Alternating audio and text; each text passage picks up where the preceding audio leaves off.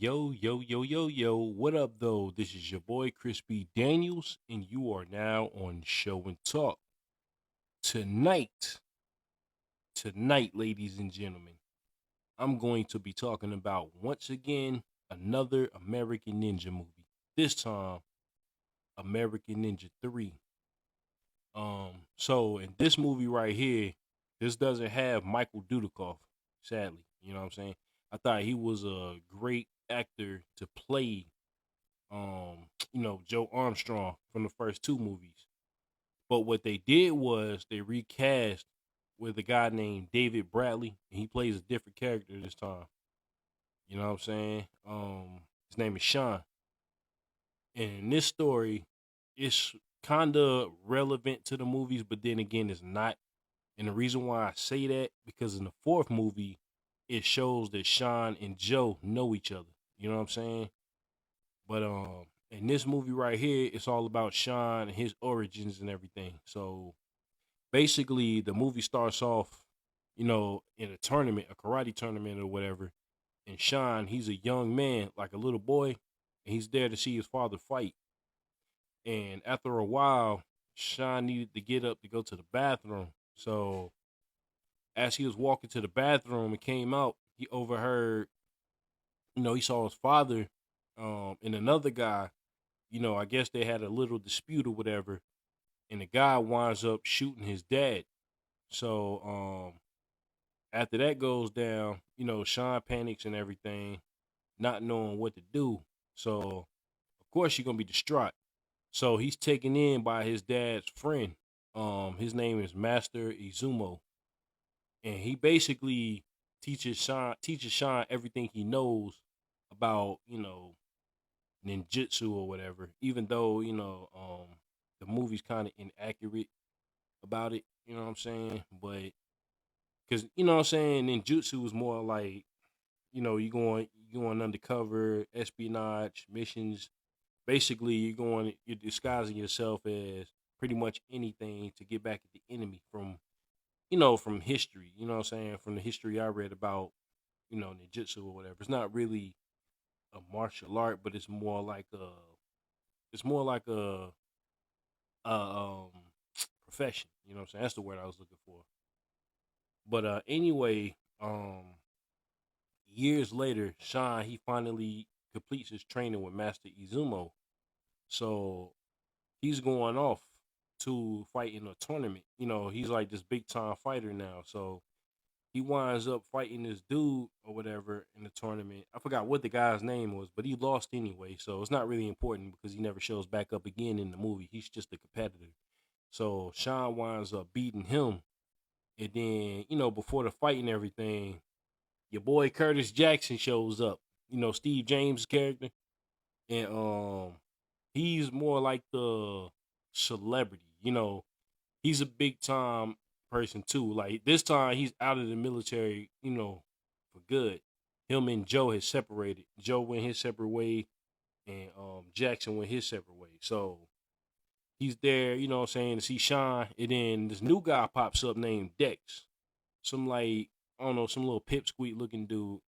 You know what I mean? He was an alright character. He wasn't, too annoying, but he shows up because he's pretty much a fan of both of them. So after Sean wins his fight, they all go out to celebrate, have drinks and all that.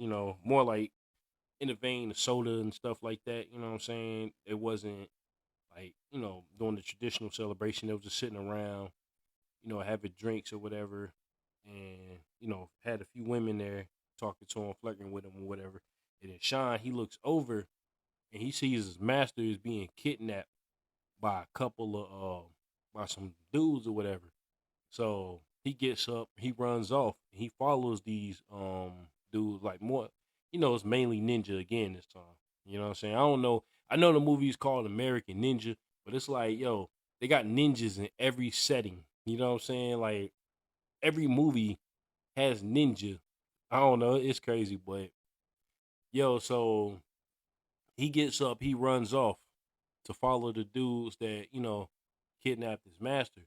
And then as follow Sean, as we follow Sean, you can hear his master say, Sean, Sean, you know what I'm saying? And I gotta say this too.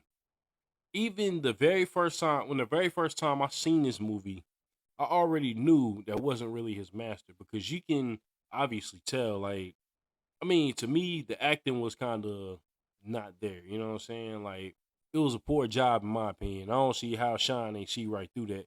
Because first of all, what would his master be doing way out there? You know what I'm saying? He didn't tell him nothing, didn't say anything, and it's just that he's kidnapped. And when he's calling out for Sean, he's really not showing no emotions and nothing like that. He's keep looking back, and he's basically calling his name. So when Sean finally catches up to these dudes, he winds up fighting a bunch of ninja. Now there's a good fight scene where his him and another ninja fighting underwater and whatnot. You know what I'm saying? I thought that was pretty dope. But one thing I can say about David Bradley, versus Michael Dudikoff, from what I understand, Michael Dudikoff, he really learned everything he pretty much knew in the movies behind the scenes before the movie started because he had no martial arts experience before that. But David Bradley did. So if you look at his choreography versus Michael Dudikoff's, you'll see that David Bradley's choreography is a little more fluid. You know what I'm saying? Like a little more smooth because he has martial arts experience. You know what I'm saying? But anyway, once they catch up to him, David Bradley he eliminates all the ninja and all of that, and then he comes to find out that his master wasn't really his master. It was the woman, this woman in disguise. I forget what her name is, but she's like a master of disguise. She can literally put on faces like, oh boy, Mission Impossible. You know what I'm saying? Like, she basically tricked him into following them. So I guess because the Cobra was after Sean for whatever reason, he wanted Sean as a super soldier or whatever. Because this movie right here, the plot is kind of like the second movie where they're trying to create super soldiers or whatever. But yeah, the Cobra wanted Sean because he recognized the skill and everything. So now, um, Sean and Kurt, like Jackson and Dex, they meet back up with Sean, and Jackson is basically asking Sean, you know what I'm saying, what's going on? And Sean tells him that, my master was just kidnapped by ninja or whatever, right? And so now they're going to like this little like outside warehouse looking area or whatever. And then that's where these ninja pop up. So Curtis Jackson, you know what I'm saying, your boy, he has the same sentiment I'm sure a lot of people had watching this movie. Ninja again, you know what I'm saying? So he was like, yeah, I thought I left all this shit back in the military, with Joe. So basically, they're fighting. And even this time, Dex gets involved and he's doing what he can. You know what I'm saying? Like, he has no martial arts experience at all, but he's a survivor. I got to say that. He did what he had to do. So when they get done, washing up the ninja or whatever, Dex, he points out, you know what I'm saying? It's like this building. And he sees where the people that Sean was looking for went to. And so they all go over to this building or whatever, and Sean's telling them that they're being manipulated. They're being tricked into showing up there. So there's this one woman who works in that building. She's like a secretary or whatever. But we come to find out it's really the same lady that tricked Sean into coming, that far in the first place. So after all of that happens, they show up at this they you know what I'm saying, they make their way to the Cobra's lookout, I guess. You know what I'm saying? So Sean and Dex, they got these gliders or whatever. Um and Kurt Jackson is driving in the truck. And so they finally show up to the hideout. And Sean's basically telling the two to stay where they are. And if he's not back at a certain time, then, basically come in. You know what I'm saying? So they do that and they're waiting and it seems like they've been there for hours. So I guess the lady had a change of heart, you know what I'm saying? The female ninja chick, she had a change of heart and she winds up helping Dex, and she winds up informing Dex and Jackson about what happened to Sean because after he had left the two, you know what I'm saying, he went in and he tried to confront, the group or whatever, but he winds up getting kidnapped by the Cobra. So they wind up going in, you know what I'm saying, investigating things or whatever. And Sean, he gets out. So now Jackson, Sean, and Dex are once again fighting more ninja in all of this, right? And sad to say that Dex, he gets wiped out. You know what I'm saying? He gets shot with an arrow because the ninja tried to hit Sean with it, but he ducked. And the arrow hit Dex dead in the chest, killing him instantly. So Sean looks up and realizes that Dex is dead. And he looks at him like, damn, you know what I'm saying? Like, it wasn't really, emotions or nothing like that. I'm like, damn, this guy helped you get this far and that's it. All you get is a damn, you know what I'm saying? But anyway, they finally make it to, the Cobra's hideout or whatever. But before all of that went down, Sean, he actually got injected, or yeah, he got injected, I believe, with some kind of toxic or some kind of man, what was it? It was some kind of poison he got injected with, and it was basically slowly killing him. So the guy, he actually ran into the guy that killed his father, from years ago. And he shot the shit out that dude. You know what I'm saying? No mercy. He emptied the clip in the old boy. You know what I'm saying? So after all of that, they make it to the hideout, right? And in the hideout, it's just Jackson and Sean now. It's up to those two. So they're basically fighting.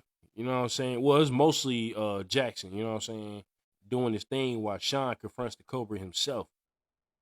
And the Cobra releases these super soldiers he got in the form of ninja. So Sean winds up wiping them out. And then afterwards, he does his meditation. And then basically with the meditation, because he needed the antidote that the Cobra had. That's like one of the reasons why they even went there. But he winds up meditating to release the poison out of his system. So I wonder if that works in real life. I mean, of course, it probably doesn't, but you know what I'm saying? It's a movie. And I thought that was a dope way of, solving his issue or whatever. So sadly, the girl that helped him out, that had to change her heart and everything, she winds up getting killed too. You know what I'm saying? But so the only survivors is Jackson and Sean. So Sean winds up, fighting the Cobra, beating his ass. And then you got Jackson fighting this other guy who tries to get away with the antidote, even though neither one of them knows that Sean doesn't need it anymore. You know what I'm saying? So Jackson easily dispatches that guy, and he takes the antidote and he go meets up with Sean or whatever. And then when they get up, Sean's basically telling him, I don't need the antidote no more. Blase, blase. Basically he did it on his own. So after that, they walk off into the sunset. Jackson tosses the antidote over his shoulder, and it's a freeze frame. That's pretty much the movie right there. Now, I thought this movie was okay, but it's like after watching the first two films with Michael Dudikoff, it's like you got to get used to another guy. You know what I'm saying? And when I first seen it, because actually I seen American Ninja 3 before I seen any of them. It was years ago on TV, but I didn't know what it was. I was real young because the movie itself came out in 1989. So I think the last time I seen it on TV was like 1994, 95, something like that. And I ain't know nothing about nothing when it came to the movie. So, I decided to go back several years ago to watch them all over again. And it's like after watching the first two, I was used to Michael Dudikoff and Steve James. You know what I'm saying? But after the third film, like I said, David Bradley's martial arts was a little more fluid than Michael Dudikoff's because he actually had experience before he did the movie. But yeah, American Ninja 3, it's an okay movie. If I got to give it a score, I would give this one actually I'll probably give it a 6 out of 10 because the story wasn't all that great to me. The choreography was okay, you know what I'm saying, pretty good, but the story itself wasn't really all that interesting to me because it was almost like the second movie. You know what I mean? You kidnapping a bunch of dudes, turning them into super soldiers or whatever. So yeah, it wasn't really an original story to me. But yeah. Next time we're gonna be talking about American Ninja 4. And this time it stars David Bradley and Michael Dudikoff together. And sadly, there is no Steve James because by this point, I'm not sure what was going on with him, but I know he passed away in '93 from pancreatic cancer. Rest in peace to him. You know what I mean? But yeah, American Ninja 3, I think a lot of people like it because of Steve James, because of his personality as Curtis Jackson. You know what I mean? He has that, yo, let's go kick some ass. You know what I'm saying? So yeah, to me, he was the saving grace of that movie.